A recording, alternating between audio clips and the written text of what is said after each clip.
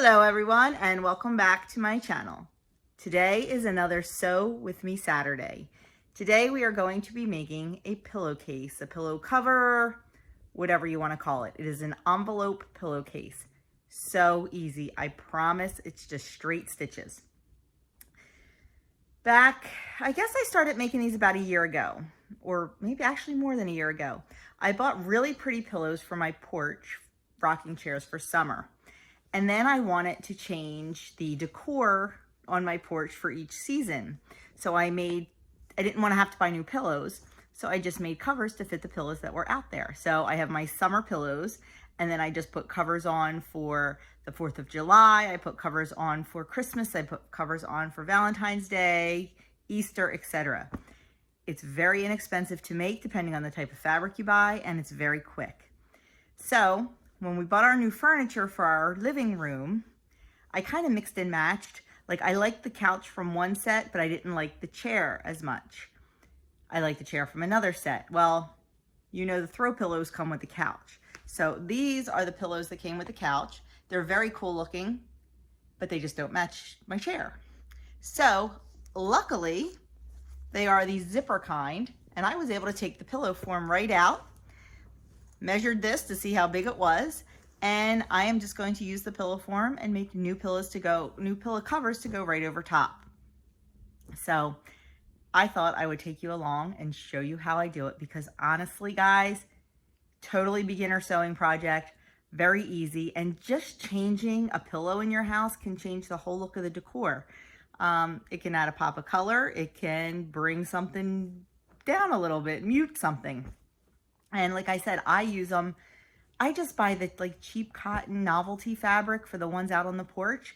You know, I bought some really cute hearts for Valentine's Day. I bought really cool stars, like blue and red fabric with silver stars on it for 4th of July. It does not cost me a whole lot at all, just a little bit of material and a little bit of time, and you can change up your entire porch. And they're easy to store because it's just a cover. So you can just fold them up and put them in your, your bin for whatever decor you have. That's how I store my decor, in bins marked for the holiday. So anyway, let's get started making these pillows, because this is one of the last little details of our reno, and I'm excited to get them done.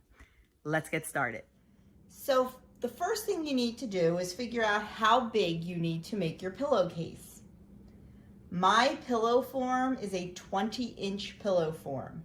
So I need to cut my pieces 21 inches. That'll allow me an inch to play with for my seam. If you have a 12-inch, you can do either 12.5 or 13, depending on how big you want your seams. I like a little extra to play with because, I've said before, I don't measure well. So you need to cut one piece. For my 20-inch pillow form, I need to cut one piece 21 inches square, and that's this one. And that will be the front of our pillow. And the back of our pillow is two separate pieces. It is 21 inches long by 12.5 inches wide. That 12.5 inches is always going to be 12.5 inches, no matter what size your pillow is. It's always going to be 12.5 inches, and you need two pieces of that. So once we have those cut, it is time to start prepping our back pieces. And what we're going to need to do is we're going to need to sew down one long side of each of the back pieces. We're going to turn it over 1 inch in, and we're going to give it a press. So I'm going to take this over to the ironing board and give this a press at 1 inch. So now we have our 1 inch seam on one long edge of both of the back pieces. And now what we're going to do is open that up, fold it in a 1/2 inch. So your edge is now right at the fold line that you already made. And we're going to iron that down. Then after you iron that down, you're going to fold it over again to the original hem, and you're going to have a beautiful, nice finished edge. So we've done it at 1 inch, open it up, fold it in at a 1/2 inch and press. Then fold it up the 1/2 inch to the original line, press, and we're gonna pin it right along, and that's where we're gonna sew. And I'm gonna go press this, and I'll be back to show you how we pin it. So you can see, once again, how I folded it up and folded it up again. This material, it's a home decor fabric. It's not just a straight cotton. It does not press and stay like cotton does. So that was a little bit of a struggle. Now I'm just going to pin it. You can also use clips if you like to use clips. My pins were sitting here, and that's why I'm using them. And I went to thread my machine, and I'm out of gray thread. Yeah. So we're just going to use white. It'll be fine. Nobody's going to see. The only place you're going to see the stitching is on the back, and nobody's going to see the back. So I'm not too concerned. But I do need to put that on my list. I mean, I'm at Joann's a million times a week. You would think I would remember to check my thread supply, but I don't. Okay. So there we have it all pinned, and now I'm just going to run a stitch right down the pin side of both pieces of our back. And I'll show you what's next. So we are just going to go straight down, start it off, give it a little back stitch, and then right down that long edge. And this will give us a nice finished edge on the back.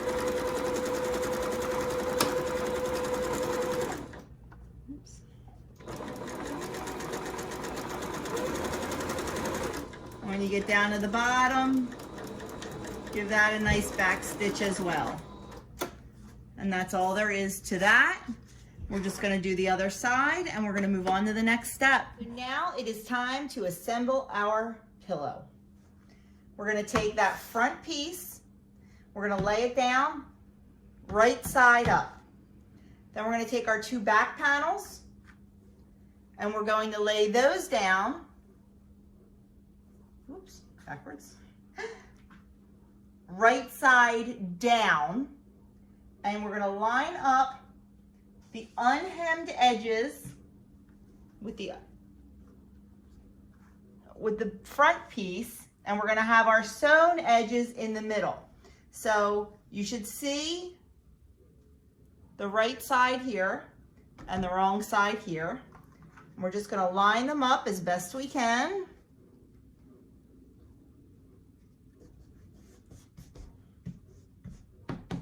Make sure your edges are lined up.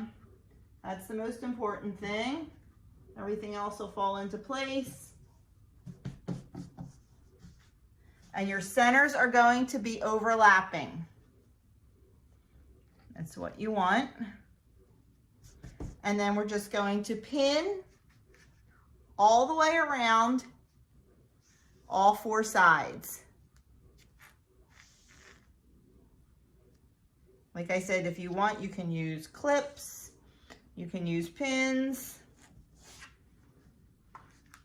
I should have got my, I don't have enough clips to go all the way around. I need to place an Amazon order.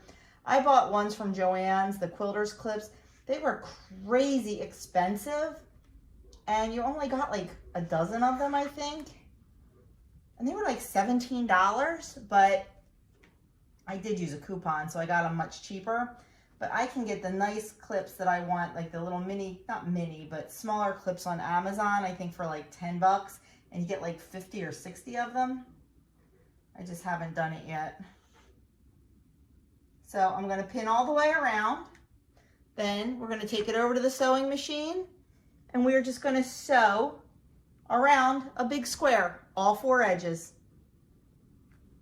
We'll be back. There you have it. Our pillow is all sewn together. The next thing I want to do, now I did a 1-inch seam allowance. That's why for a 20-inch pillow, I cut it out 21.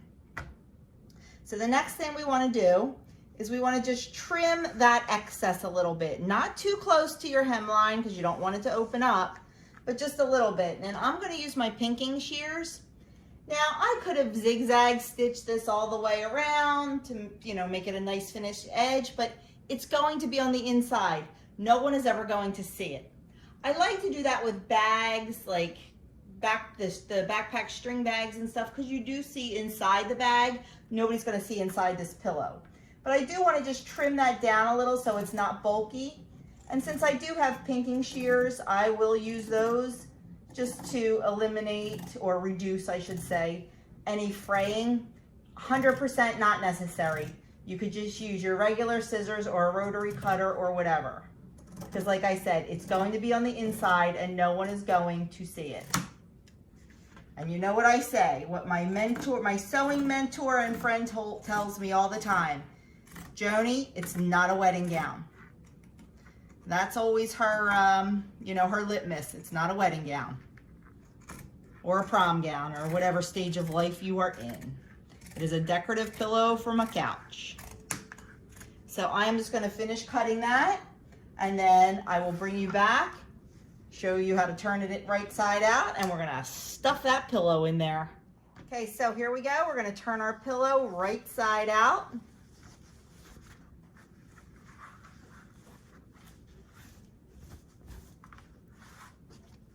Make sure you get up in the corners really well.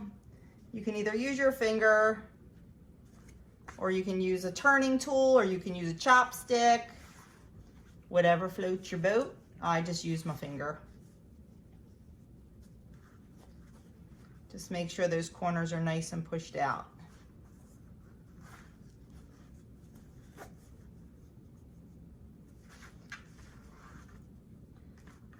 So there's our pillowcase. Oh, no, I'm trying to figure out how to show it to you. There's what the back looks like. See how it overlaps nicely? And now we're going to shove this monster pillow in here. This pillow is so fluffy. It's going to take a little bit of coercing to get it in here, I think.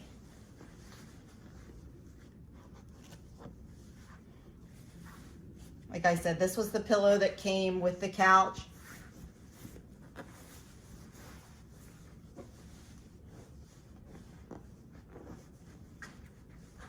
It is really fluffy. It's only 20 inches, but the fluff factor, maybe I should have made it a little bit bigger for the fluff factor. I'm sure it's going to break down once we're using it and sitting on it.